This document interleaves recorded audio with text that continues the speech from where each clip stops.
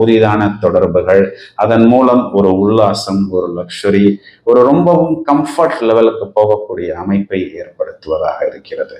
குறிப்பா இந்த சுக்கிரன் முதலில் சூரியனின் நட்சத்திரத்தில் சஞ்சாரம் செய்யும் பொழுது இவங்களுக்கு தனஸ்தானம், அதாவது அந்த வருமானம் அப்படிங்கிறது மேலும் அபிவிருத்தியாகும். நல்ல வருமானம் ஈட்டக்கூடிய அமைப்பு. ஏன்னா சூரியன் கடகத்தை பொறுத்தவரை தனஸ்தானத்துக்கு அதிபதியா வராரு.